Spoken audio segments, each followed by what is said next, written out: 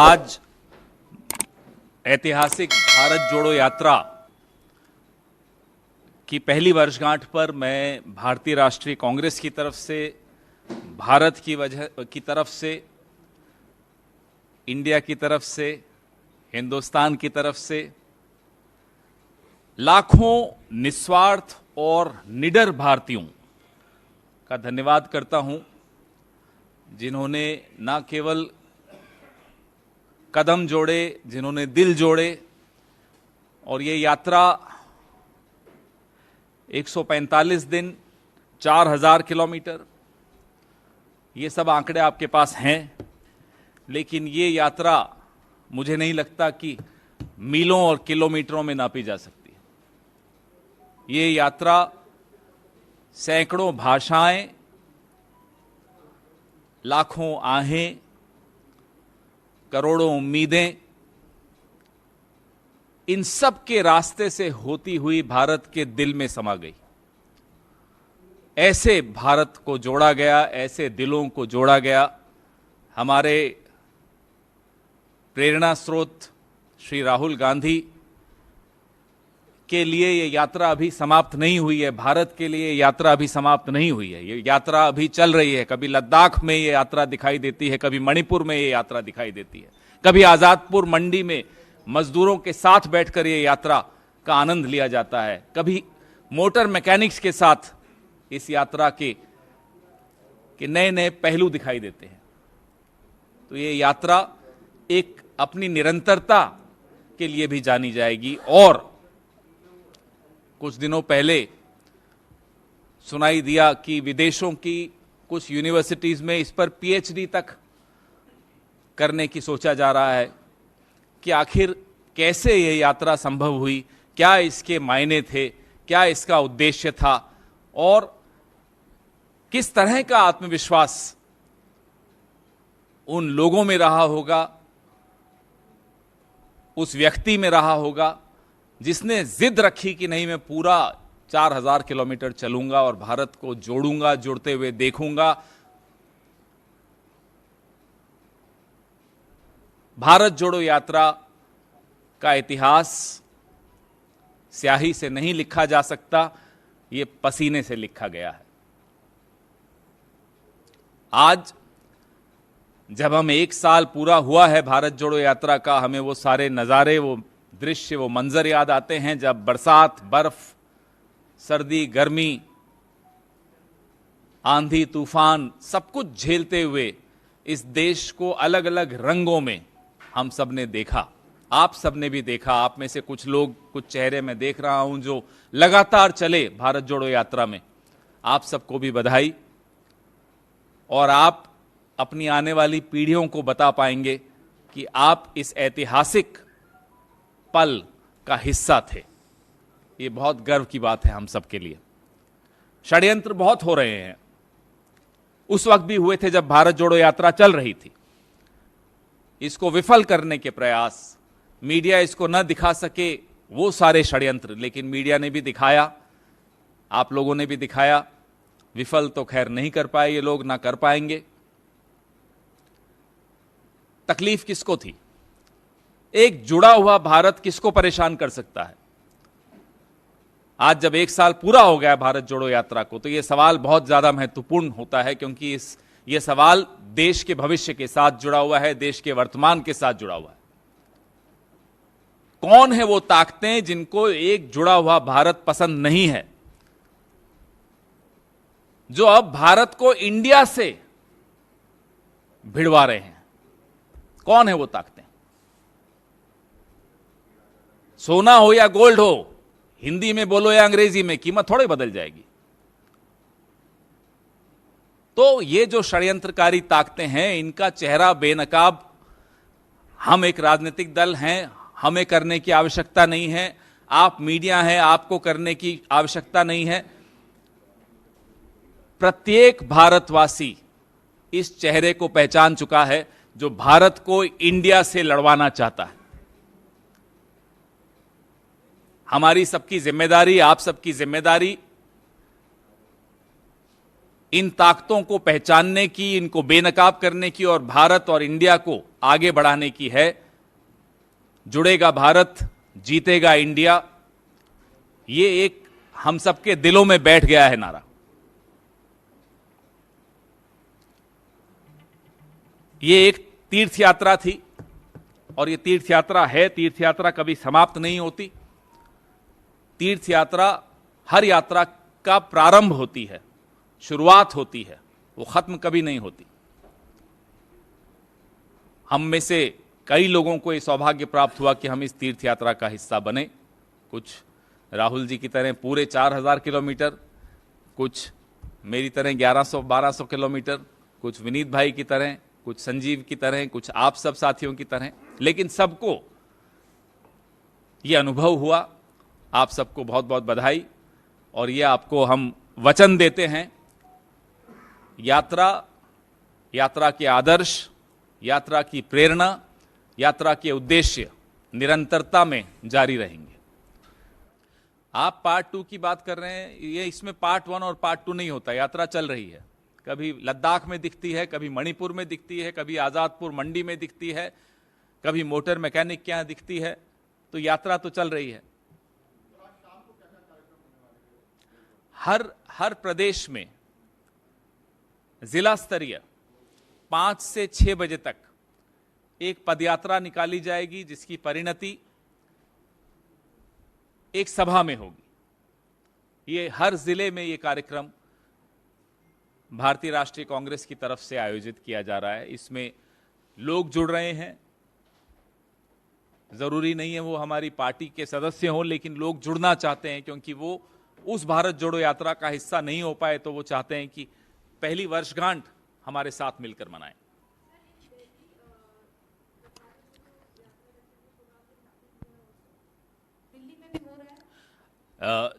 All the restrictions that are in place, respecting those restrictions, whatever is possible, is being done in Delhi also.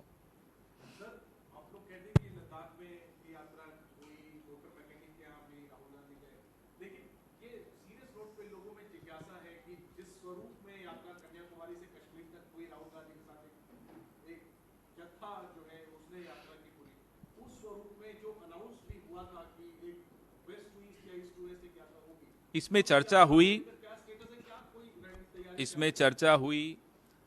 बहुत हमारे कई नेताओं का मन है कि इस तरह की यात्रा हो। अंतिम निर्णय कांग्रेस अध्यक्ष को लेना होता है, तो निर्णय जब हो जाएगा, अनुमति जब मिल जाएगी, तो आपसे भी जरूर साझा करेंगे। और जी, इंडिया और भारत वाले मसले पर जो ग्लोबल टाइम्स है चीन का, उसने भी दखल दिया है। उसका कहना है कि इंडिया में और भी बर्निंग इश्यूज हैं, भारत और इंडिया के अलावा अभी G20। बहुत बड़ा बर्निंग इशू तो चाइना खुद है। तो चलिए, अच्छा है, माना उन्होंने कि वो भी एक बर्निंग इशू है। ये हमें कोई नहीं, वो तो चीन का ये ग्लोबल टाइम्स तो 2014 के चुनाव में लगातार लिखता था कि मोदी जी को जीतना चाहिए, मोदी जी के जीतने से चीन को बड़ा लाभ होगा। यही ग्लोबल टाइम्स कहता था 2014 में। मोदी जी जब जीतेंगे तो चीन की कंपनियों को बड़ा लाभ होगा, यह ग्लोबल टाइम्स कहता था चीन का। तो उस ग्लोबल टाइम्स में मुझे कोई टिप्पणी नहीं करनी। सर, प्रधानमंत्री ने कहा है कि सनातन धर्म पे विपक्ष को बिफिटिंग रिप्लाई देना चाहिए, प्रॉपर रिस्पांस बीजेपी वाले दे। और उसी पर अब ये राजा बोल दिए कि उदयनिधि ने कम बोला था, HIV है सनातन धर्म और एक वायरस है। जहां तक भारतीय राष्ट्रीय कांग्रेस का सवाल है, हम बहुत स्पष्ट तौर पे ये कह चुके हैं और फिर से दोहरा रहे हैं, इस तरह की टिप्पणियों के हम साथ नहीं हैं। भारतीय राष्ट्रीय कांग्रेस हर धर्म को, हर सोच को साथ लेकर चलने की इतिहास रखती है और समझती है कि यह देश एक सतरंगी देश है, सबका जहां एक स्थान है। किसी को कम दिखाना, किसी को ज्यादा दिखाना, न यह संविधान इसकी अनुमति देता है, न भारतीय राष्ट्रीय कांग्रेस की ऐसी कोई परंपरा है। इसलिए हम इस तरह की टिप्पणियों के साथ बिल्कुल सहमत नहीं हैं। आप उस चीज को कैसे ट्विस्ट करते हैं वो आप जानिए, कौन कैसे ट्विस्ट करना चाहता है वो आप जानिए, लेकिन भारतीय राष्ट्रीय कांग्रेस ना केवल भारतीय राष्ट्रीय कांग्रेस, इंडिया अलायंस का हर सदस्य हर जाति, हर धर्म, हर सोच का उतना ही आदर करता है जितना कि संविधान आदर करता है। गजेंद्र सिंह शेखावत ने केंद्रीय मंत्री, उनका एक बयान आया है कि मल्लिकार्जुन खड़गे आज राजस्थान आए हुए हैं। उनके शब्द दोहराता हूं मैं कि तेरे बाप वहां से दिल्ली आए थे, धोनी आए थे, गजनी आए थे, अंग्रेज आए थे, तब भी सनातन धर्म नहीं मिटा। सनातन को जिंदा रखना चाहते हो तो संकल्प लो, इन सनातन विरोधियों को राजस्थान से बाहर निकालो। इस तरह की हल्की बातें, हल्की टिप्पणियां न हिंदू धर्म इसको स्वीकार करेगा, न भारतवासी इसको स्वीकार करेंगे, न संविधान को मानने वाले लोग इसको स्वीकार करेंगे। पवन जी, एक मामला कानपुर का है। एक छेड़छाड़ की कार्यपालिका थी, जब थाने में शिकायत की, आरोपी को पकड़कर थाने लाया गया। आरोपी के सामने उस पीड़ित बालिका के कपड़े उतराकर उसकी जांच करने के नाम कपड़े उतरा गए, उसकी उसी अवस्था में फोटो खींची गई। कांग्रेस में क्या कहना चाहिए? उत्तर प्रदेश की कानून व्यवस्था के बारे में निरंतर आप भी सवाल पूछते रहे हैं और हम भी मुद्दे उठाते रहे हैं, सवाल उठाते रहे हैं। कानून व्यवस्था उत्तर प्रदेश की भयावह है। राजनीतिक प्राथमिकताएं सरकार की क्या हैं ये हमें नहीं मालूम, लेकिन जो सड़क पर दिखता है, जो गांव देहात में दिखता है, जो शहरों में दिखता है, उससे ये समझ में आता है कि कानून व्यवस्था ध्वस्त हो चुकी है।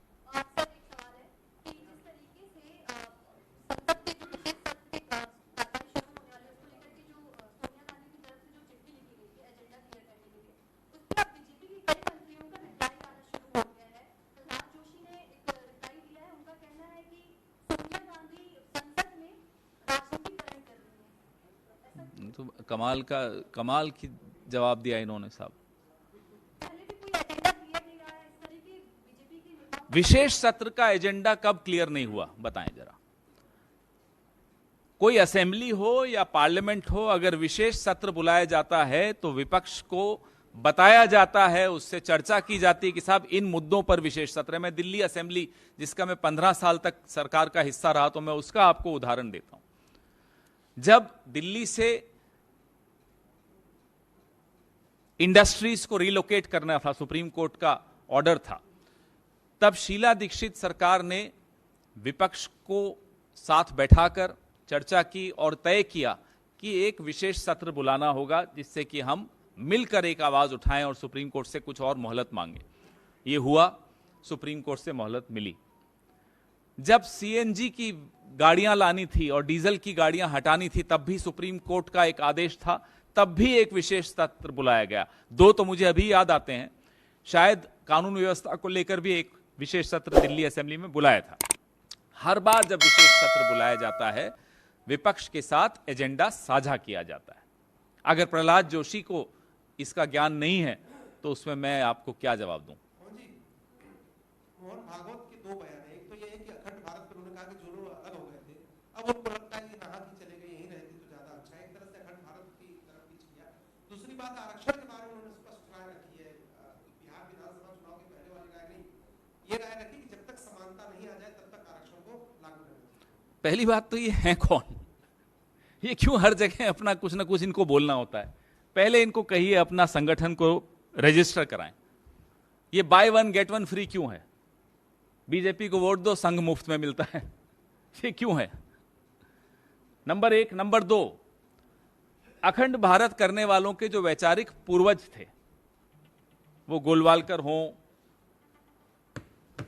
उनकी क्या भूमिका थी भारत के विभाजन में, इस पे हम मोहन भागवत को आमंत्रित करते हैं, आए जरा डिबेट कर लें, चुनौती देते हैं, आइए। या इनके जो वैचारिक पूर्वज थे मुंजे जी, उनकी क्या भूमिका थी भारत के विभाजन को लेकर, उस पर चर्चा कर लें। या इनके जो वैचारिक और राजनीतिक पूर्वज थे हिंदू महासभा, उनकी क्या भूमिका थी 1942 के बाद, जब भारत छोड़ो आंदोलन के दौरान जब ये सरकारों का हिस्सा बने, तब उनकी क्या भूमिका थी। आज भारत में 15-16% मुसलमान, इनसे बर्दाश्त नहीं होते। अखंड भारत में 45% होंगे, पूछिए इनसे क्या करेंगे। तो ये बिना सोचे समझे बोलने की इनकी बड़ी पुरानी आदत है। राम माधव कुछ और बोलते हैं अखंड भारत पे आजकल, तो अखंड भारत वाले मुद्दे पर आरएसएस जो है वो खंडित है, अखंड आरएसएस नहीं है। इसमें आरएसएस में भी अलग अलग विचार हैं। वैसे आरएसएस विचार के मामले में नहीं जानी जाती, प्रचार पे जाना जाती है। लेकिन आजकल टीवी पे विचारक भी दिखने लग गए साहब, संघ के विचारक। संघ में विचारक कब से हो गए? संघ में तो सिर्फ प्रचारक होते हैं। चलिए, सोचना शुरू किया इन्होंने। रही बात आरक्षण की, जो पहला प्रहार संविधान पे इन्होंने रखने की कोशिश की, मारने की कोशिश की, पिछले हफ्ते इंडिया भारत ये सारी जो बातें शुरू की इसी हफ्ते, ये प्रहार संविधान की आर्किटेक्चर पर है, ये प्रहार आरक्षण पर है, सीधा सीधा प्रहार आरक्षण पर है। ये बात इन्हें समझ में आई कि पूरा देश समझ रहा है ये क्या कर रहे हैं। ये आपको और मुझे बताना नहीं पड़ेगा कि ये भारत और इंडिया का विवाद क्यों पैदा किया गया, क्यों आर्टिकल्स लिखवाए जा रहे हैं कि संविधान को रीराइट करना चाहिए, संविधान का बेसिक स्ट्रक्चर को भी, उस पर भी सवालिया निशान क्यों उठाए जा रहे हैं सरकार के जो इंटेलेक्चुअल्स हैं, सरकारी इंटेलेक्चुअल्स द्वारा। यह प्रहार बाबा साहब अंबेडकर द्वारा लिखित संविधान की आत्मा पर है, जिस आत्मा में आरक्षण का बहुत स्पष्ट स्थान है। जब यह बात इन्हें चुनौती देकर बताई गई तो मजबूरन इन्हें आज ये सफाई देनी पड़ी। लेकिन इनके दिमाग में ये षड्यंत्र जारी है और ये आज से नहीं चल रहा है। ये षड्यंत्र संविधान जब लिखा जा रहा था, ये षड्यंत्र तब से जारी है। प्रोग्राम में बीजेपी के बारे में कुछ जिक्र किया तो उन्होंने एक शब्द का प्रयोग किया जिसमें उन्होंने कहा कि बीजेपी जो है वो नीच पार्टी है, इस तरह का। तो बीजेपी एलिगेशन लगा रही है आपकी पार्टी पे और सीएम पे कि आपकी जो सीएम है उन्होंने प्रधानमंत्री का अपमान किया। बड़े बड़े प्रधानमंत्री, ऐसा छुई मुई प्रधानमंत्री साहब कि उनकी पार्टी को कोई कुछ कह दे तो अपमान हो गया। ये इतना डेलिकेट क्यों है हमारे प्रधानमंत्री? क्या बात हो गई? क्यों परेशान हो जाते हैं? इनसे पहले भी जो आते थे ऐसे ही वोट लेकर जीत कर आते थे और जब वोट नहीं मिलते थे हार जाते थे। लेकिन कोई ऐसा छुई मुई नहीं था कि साहब अरे मेरा अपमान हो गया, मेरा अपमान हो गया। प्रधानमंत्री को कहिए कि थोड़ा मजबूत बने।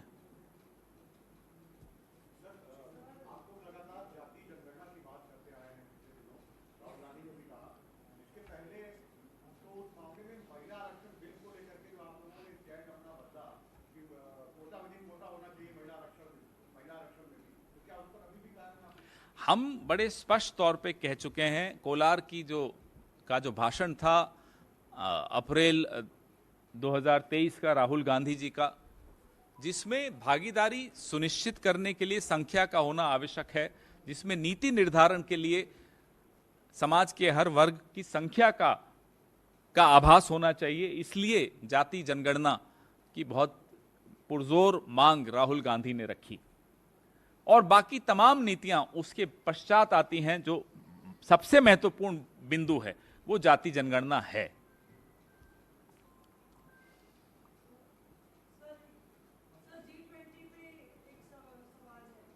बोलिए ना, पूछिए ना।